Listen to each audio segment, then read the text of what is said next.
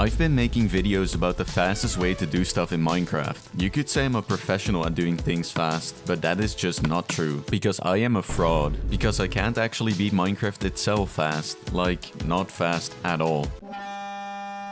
So I decided to change that. I'm going to learn how to speedrun Minecraft in 7 days.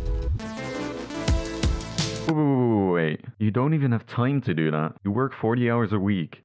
Oh shit, you're right. Let me check my calendar.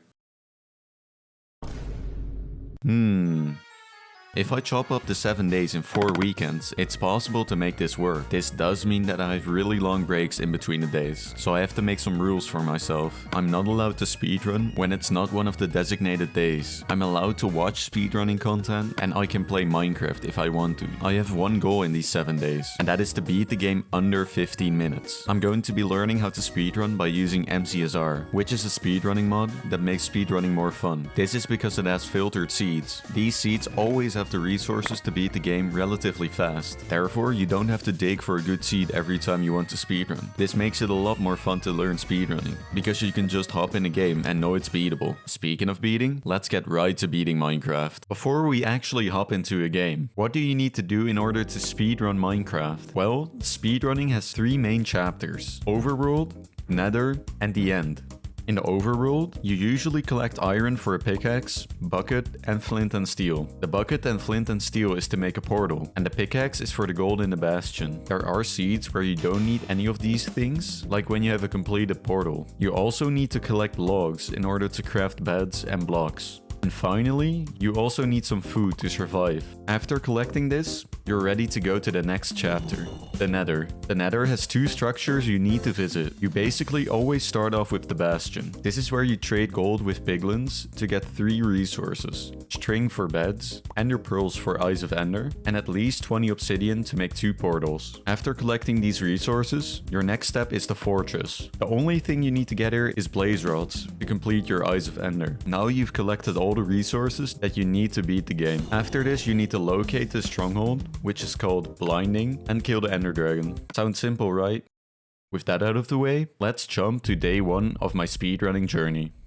The planning for day 1 was as follows. First, do a couple of runs without any practice. Then I will learn overworlds, practice nether portals, and learn how blinding works. After this, I will try to get one more completed run after the practice to see if I've improved. So let's start speedrunning. So I immediately hopped into a game with no hope, thinking I would get a time of 2 hours. And that feeling was looking like it would be the case. I just felt completely out of place, trying to do everything as fast as possible without having the knowledge or skill to do it. Like, look at me trying to kill an iron golem, for example. Or try to make a nether portal. Or just jumping and dying in a bastion. And then trying to retrieve my loot just to get murked by a piglin and die again. Or trying to put a hoglin in a boat just to die. Or dying by blazes because I forgot to bring fire res. I mean, you get the point. It wasn't going great. Then, I got a desert temple seed. Got a diamond pickaxe out of that. Grabbed some food. Made this monstrosity of a nether portal. And entered the nether at 7 minutes. And got to the bastion at 10:40. Made this goofy trading chamber and got my stuff. Then I got to the fortress at 19 minutes. This was actually looking really good. I was basically making out with blazes and gathering the rods. But I thought the zombified piglins were annoying. So what do you do when something annoys you? Blow it up. And that went as well as you would think. Not only did I break the blaze spawner, I didn't kill the piglins, and while they were angrily chasing me, I fell down and died. I had to start all over, but I decided to not give up and reset the seed and log back in. And within 15 minutes, I was already back in the fortress. Got the rods and started looking for the stronghold at 44 minutes. And after traveling for some time, I finally got to the stronghold. Luckily, the portal room was extremely close, so I didn't have to look for it for very long. I did place a bed just in case I was gonna die, and I was ready to jump in. I also crafted beds to 1 cycle, but the problem was I can't 1 cycle at all. So after horribly failing it, I decided to kill the dragon the old-fashioned way. And after dying a couple of times, I beat the game in 1 hour and 18 minutes. Yeah, a pretty rough one. With the great start of the day, I was ready to start practicing nether portals, overworlds, and blinding. For nether portals, I just tried to keep it simple, learning the two most common nether portals. Firstly, the regular nether portal. This one was a breeze to learn, and I was quickly able to consistently build this portal relatively fast. Secondly, the magma ravine portal. If you're close to an ocean, it's way more optimal to find a magma ravine and enter from there. And I thought this portal looked really difficult, because it just felt absurd to build a nether portal underwater. But it isn't that hard. You just have to look for a sort of arrow shape from magma, which you can turn into a nether portal with 3 doors. After 30 minutes, I was able to consistently build this nether portal without any issues. And that's it for nether portals. Now let's move on to the overworlds. In speedrunning, there are 5 different overworlds that people play. 1. Village. This kind of seed relies on the blacksmith, hay bales, and an iron golem. With this loot, you can easily enter the nether with everything you need. You can also grab a couple of beds from the village, but it's not necessary. 2. Pyramid. This one is also pretty simple. Just hop into the temple, blow up the chest with 1 TNT while breaking the other TNT, and get out. This usually gets you plenty of iron and blocks. You just need to get some food by killing animals. 3. Rune portal. For a rune portal seed to work, you need to have a completable portal. This can be done with obsidian found in the chest, or a specific method for every type of portal, which I didn't learn. This makes you get to the nether really quickly, because you only need to grab some wood and food, and then you're ready to go. 4. Shipwreck. This one is really straightforward. Loot the shipwreck and collect wood and flint to enter the nether. Since you're usually close to an ocean, don't enter the nether with a lava pool, but with a magma ravine. Finally, buried treasure. This is the most technical of the overworlds, because you have to rely on your pie chart. More specifically, the block entities. A summary of this strat is basically you turn your render distance and entity distance down, and you start looking for a spike in the block entities. Combined with chunk borders, you can locate the treasure, because it's always on the coords 9-9 of the chunk you're in. So if I dig down here, there should be a chest. Bro. Yeah, this isn't supposed to happen. Problem is, I absolutely suck at this. I usually spend way too much time looking for the chest because I just can't find it, which really sucks because buried treasure is one of the fastest overworlds because the chest loot is really good compared to others. This method is also close to an ocean, so you're usually forced to enter the nether through a magma ravine. And those are all the overworlds. Finally, let's learn how to blind. A really short part of the run to determine the chords of the stronghold by using a mod called Ninja Brain. By aiming at the left corner of the eye, this mod can calculate the location of the stronghold. I do have to say that you'll see me get really low percentages with all my blinds in the first 5 days. And this is because when setting up Ninja Brain, I didn't do it properly. And I thought I was just ass at measuring, but it was just that it wasn't set up the right way. And that was all the stuff I had to learn today. Now there's only one thing left to do, and that is practicing these strats in real runs. So let's go.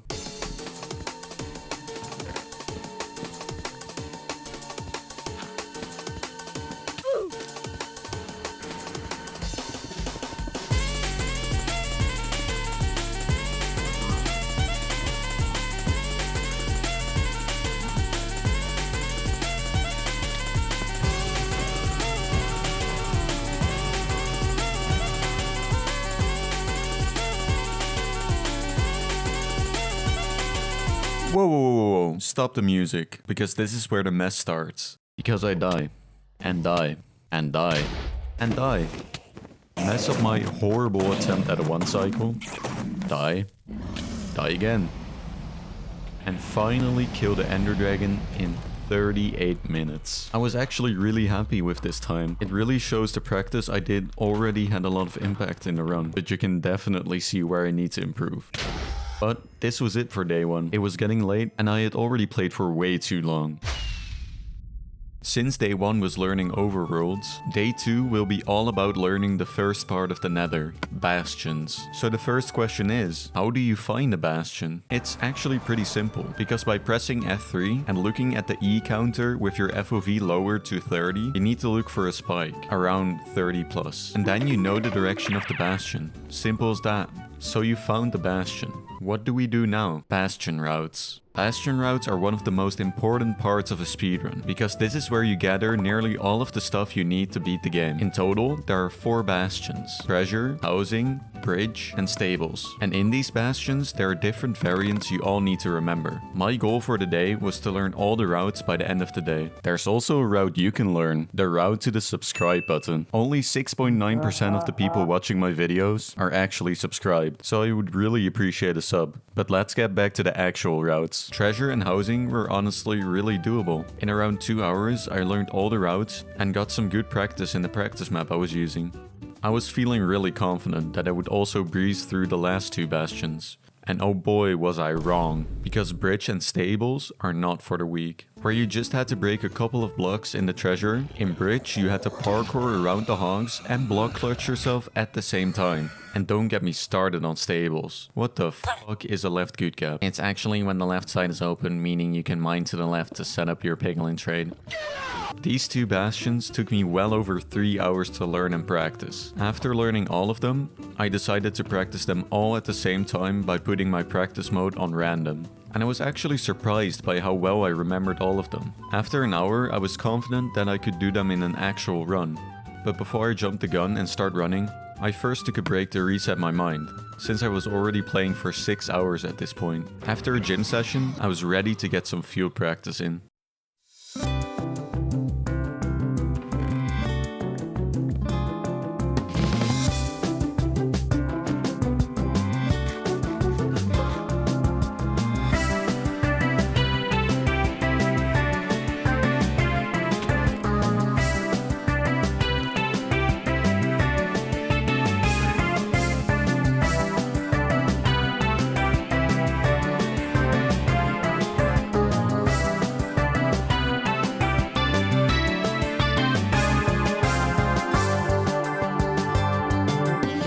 After this entire run, I can enter the end at 21 minutes, already a huge improvement from day 1.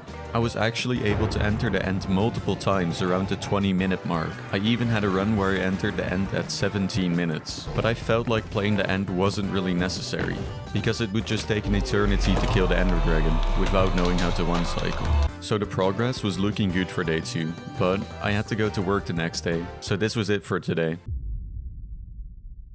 Day 3 was the last day where I would spend most of the time learning specific parts of a run, because this day I would learn the fortress and how to one cycle. At the end of this day, I should have the skill set to complete the game a lot faster than my benchmark time. But to start the day off, I first had to refresh my memory for the stuff I learned in the first 2 days, because with my planning, I didn't speedrun for 5 days. So I spent the first hour of my day practicing overworlds and bastions.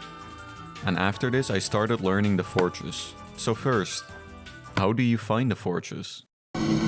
That's when I learned about pie array. What you basically do is use the pie chart in F3 to locate how far the blaze spawner is. You do this by lowering your render distance to 2 chunks and then slowly adding chunks to it until the blue pie shows up.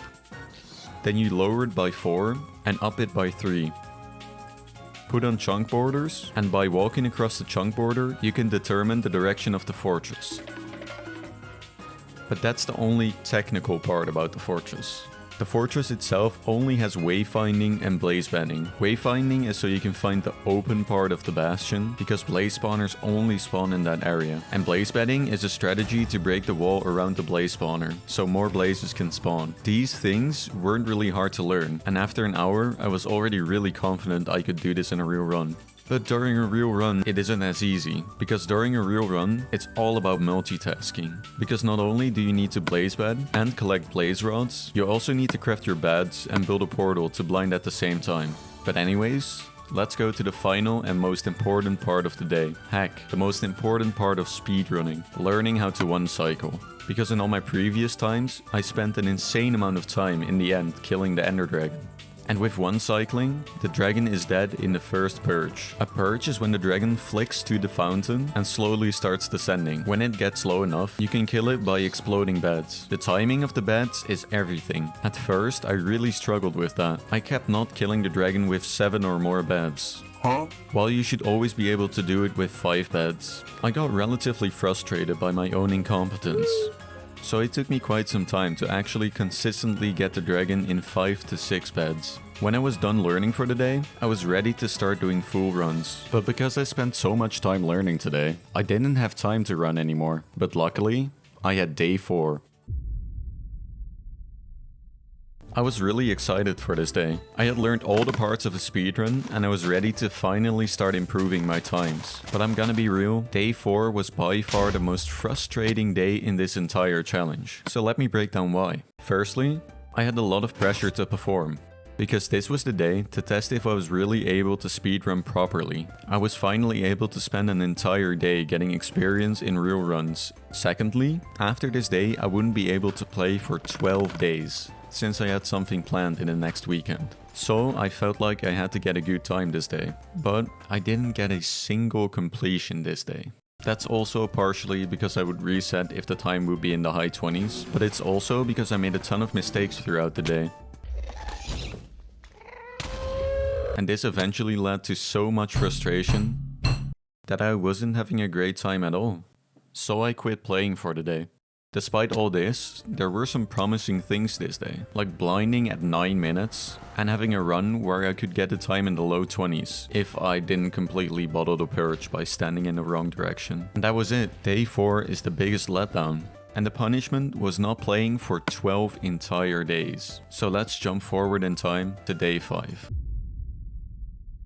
After having an abysmal 4th day, today is the day to redeem myself. So first I had to start this day off by warming up for quite some time. So I spent around 2 hours doing overworlds, bastions and 1 cycles before even starting my first run. And I was pretty confident. My mechanics were feeling good and I was happy to finally speedrun again. My goal for day 5 was to get a sub 20 on this day. So after practice, I hopped into a game straight away. In the first game of the day, I died by a creeper while blinding. Not a great start, but I did have decent pace, so I had hoped this day would be a good one. And in my second seed, I was immediately faced with my biggest enemy, buried treasure. But I actually got it pretty quickly, for my standards at least. At 40 seconds I found the BT. The seed had plenty of iron and enough food. The overworld was pretty straightforward, and I could enter at 3 minutes. The nether spawn was questionable, but luckily the bastion was closed, so I was able to bridge over there. And while I was in the bastion, I saw that the fortress was inside of the bastion. Now I was getting nervous, because this could be the first sub 20. I didn't mess up, and the trades were really good. So at 7 minutes I was already in the fortress. And despite 1 blaze rod getting burned, the fortress also went really well, and I was blinding at 10 minutes. Pretty good pace. After a horrible blinding session, because of my ninja brain bot, I was ready to go to the stronghold. I got to the stronghold, and the stronghold nav was really quick. After fiddling with some silverfish and doing my crafts, I entered at 16 minutes. Even with the worst purge possible, which is around 3 minutes, this would be a sub 20. And after 2.5 minutes, it was time. The only thing I had to do was hit the 1 cycle.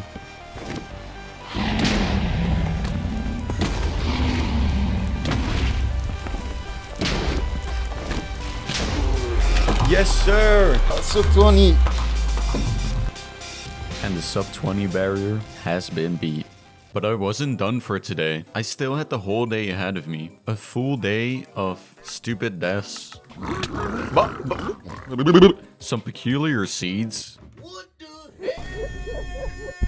And some pretty decent times, like this 21:47. And I also improved my PB with a time of 18:30. But I actually played this seed worse than my previous PB, because I actually entered the end later than my first sub 20. The purge was just quicker. I also had a really good run, where I entered the end at 14 minutes, meaning the worst time I could get would be a sub 18. But my stupid ass wasn't paying attention, and I walked straight into Dragon's Breath. Ruining my new potential PB. And that wraps up day 5. This day felt amazing. I beat the goal for today by a minute and a half, and I would have beat it by even more if I didn't choke so hard. The progression is finally showing, and I was confident that the sub 15 was doable. And something that's also good to mention before we go to day 6, in the middle of day 5, I finally recalibrated my Ninja Brain bot, and this worked wonders. Finally, I didn't have to walk an entire marathon to throw my second eye. But with that out of the way, let's go to day 6. Oops. That's better.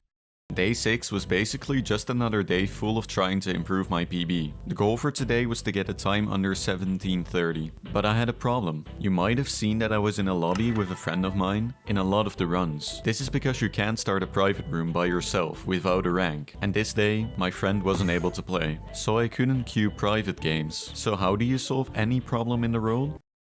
Money. I bought a rank, which I totally didn't forget to cancel, and hopped straight into some games.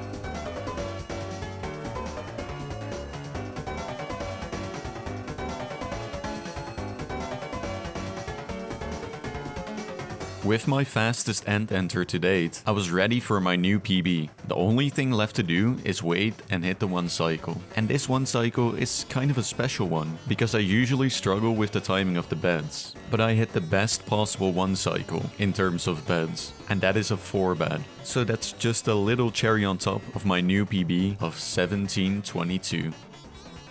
But that is the best time I got today, because there's one glaring problem in my gameplay, and that problem is the end. I had multiple decent enters, but I would just take too much damage in the end and die to bed damage, or just an abysmal play. So I decided to just practice the end itself for the rest of the day, until I got consistent at it, and that was it for day 6. So let's go from day 6 to 7. It all comes down to this day, and I was really hyped, but I had a lot of work to do, since my best run right now is 2.5 minutes too slow to reach a time under 15 minutes. But I was determined to beat my goal for today, so let's skip the warm-up I did today and immediately hop into a game. In my first game, I got an end enter at 14:25, more than a minute faster than my previous PB, and the dragon perched really quick. I was about to obliterate my PB, the only thing left to do is hit the ones. Oh. Yeah, I ruined my first sub 16 by looking at an Enderman and then completely panicking into my unfortunate demise. This was a tough pill to swallow, but realistically, the pace was really good, so I immediately jumped into my next game, and bang, an 18:46. Not the greatest time, but a nice confidence boost. And bang, 16:14, smashing my previous PB with more than a minute. And just a little 17:17 to finish it off. And you might wonder, why are you brushing over your PB so quickly? Well, after I took a little break, I went straight back to playing, and I got a rune portal seed, with enough iron for a pickaxe. After grabbing some food, I entered the nether at 2:30.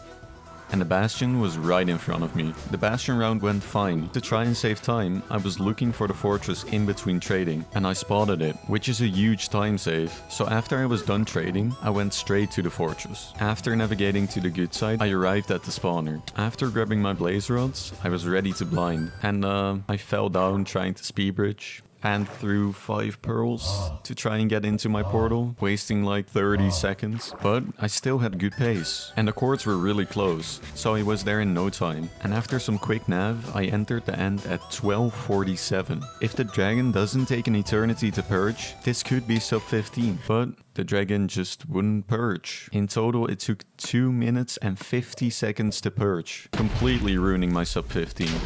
Still new PB with 16:02, but with a sour taste. And this got me feeling down. I didn't think I could improve my time anymore. So is 16:02 my fastest time? Hell no. I was determined to get a sub 15, so I grinded until late in the night, and when I nearly wanted to go to sleep, I just had to queue one more, and then I got this final room portal seed.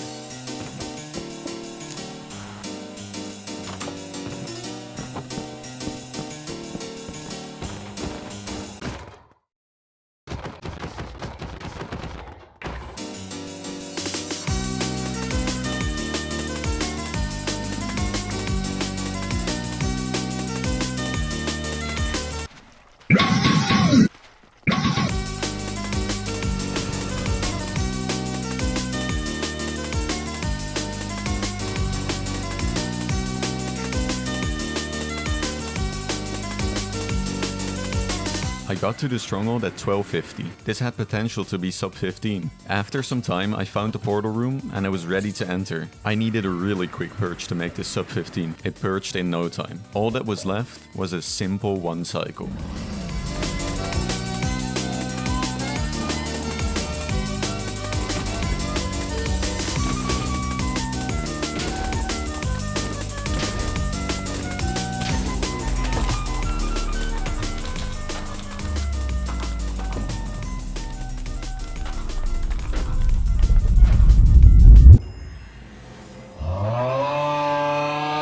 Five seconds. 5 seconds short of my goal. And that was it for this day. And the realization hit. I failed. But did I really fail? I mean, I wanted to learn how to speedrun, and although I'm nowhere near a pro, I still got decent at it with the limited time I had. And secondly, I had a ton of fun doing it. So much fun that I kept speedrunning after the 7 days were over. And the day after this challenge, I actually got a 1320 in ranked, smashing the sub 15 goal. And my current PB is 1041, with a peak rank of Emerald 3. Right now I'm learning 0 cycles and better bastion routes to get it under the 10. So in the end, this 7-day challenge failed successfully. Although I didn't reach my goal, I found a new hobby. And I also might have had better results if I didn't take 12-day breaks between my days due to my internship. But it was the only possible way to make this work in my planning. With that said, thank you guys for watching, and sorry for the long wait. Right now, I'm unemployed again, so hopefully I won't let you guys wait for 4 months. Bye bye.